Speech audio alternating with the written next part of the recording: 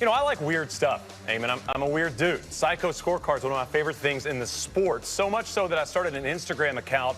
A Psycho Scorecard, for those that don't know, it's one that has everything. It's got bogeys and birdies, it's got doubles, it's got eagles, and you'd love it if it added up to 72. That's the key to a great Psycho Scorecard, and they happen on tour all the time.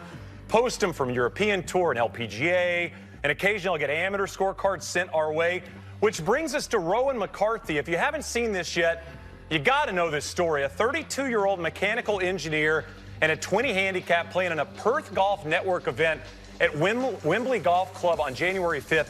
He held a 7-iron from 184 yards on the par 3 12th. That is awesome. He made a hole-in-one.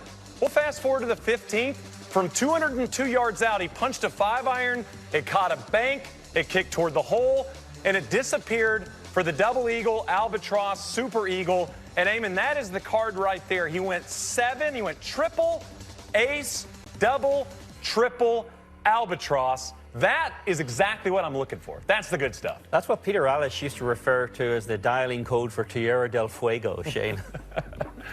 Rowan joins us now, and Rowan, really appreciate you taking some time. I know you've had a busy week or so after this accomplishment, so can you just run us through the day, specifically those 2 golf shots? I suppose it was really, just going out, not expecting the world, just going out and just enjoying the round of golf, I suppose. Obviously, the front 9 was a bit hairy as well. There was a few double bogeys, triples in there. I think there was a couple of pars. Tackler, nothing to write home about. So yeah, I went on to the back 9. And I think my luck started to change a little bit there. At the start, not so much. I think on the 11th, I got a triple bogey there, which wasn't really hard to get. But then we moved on to the 12th hole. It was 169 meters is what we play over here in Perth. I just hit probably one of the best 7-irons I've ever hit. Just with a little draw on, and it was just one of those things that just rolled onto the front of the green and just trickled on down towards the hole. And we didn't actually see the ball drop because it was quite a big distance away. And the sun over here in Perth was beaming down, so we didn't see it at all. But one of the guys did look over to me, and he was like, "That might have rattled the hole, you know." And I myself, "Oh, man." So we hopped into the carts and we drove down, and I was joking about it with the playing partner I was with. I was there saying, "Oh, have you ever got a hole-in-one before?" Just making conversation, small talk, and so I shot it down a little bit, and so basically we got down towards the hole, and one of my other playing partners walked over to the hole and started screaming, "It's in the hole! It's in the hole!" and arms up, and I didn't believe it. And then I walked over and saw for myself, and the celebrations were, I think you guys have some videos of it there. So I think this were heard about 4 or 5 holes across the golf course. So you make the ace, and then a couple holes later, you make this double eagle. What's the reaction from the guys you're playing with after those 2 golf swings? Are they beside themselves? Are they bowing down to you? Oh, we were just celebrating and just high-fiving and just enjoying the moment. So there was put a video of us celebrating and some photos into our golfing group. And the phone, after the hole-in-one, the phone was just going absolutely crazy. So my head wasn't in the game for the next couple of holes after it, because I was just relishing in the moment. I think on the 13th hole ended up with a double bogey.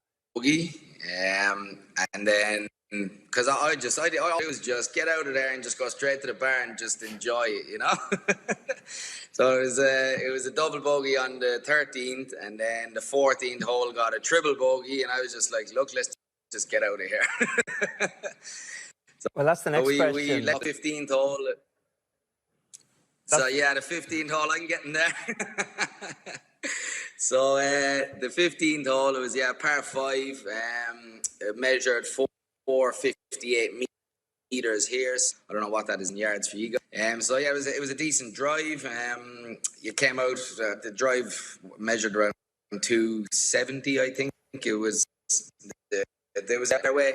There was a little bit of a crest on the left-hand side, so it sort of hit that and took a nice roll down and rolled a little bit off the fairway onto just the sand just adjacent the fairway. So then I was left 180 meters or 200 yards.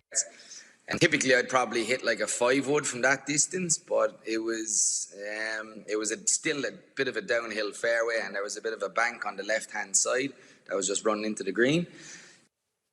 So I punched the sand. I didn't want to chunk it out of the so I punched it down relatively low, probably hit it to about 160 meters, and like was playing a little roll on it, about a 20-meter roll, and it just came in at this perfect little 45-degree angle at a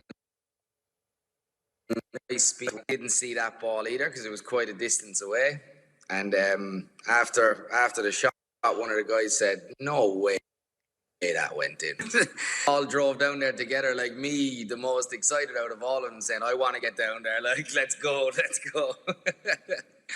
And ran over to it. I couldn't see the ball anywhere on the green. It was a pretty big green, and what green, I was like, it has to be in the hole. It has to be.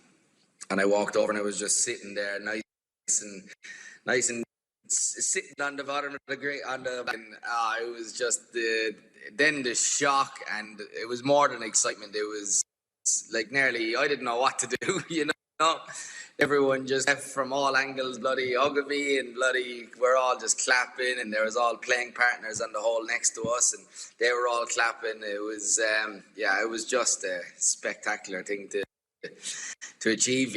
I still don't believe it. For an average golfer like myself, you know, I think there's a lot of luck and a little bit of skill. Well, that's the next question, Rowan. Were there more doubles and triples on the scorecard or in the bar? Because people are going to want to know, what was the price in the bar later for celebrating?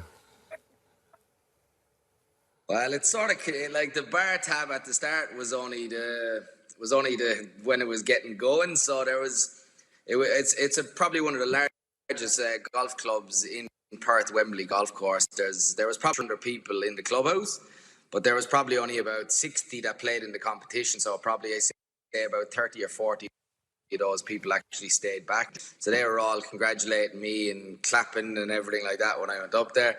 So instead of me, I was thinking about it like traditionally ring the bell in the clubhouse and for one that's in there.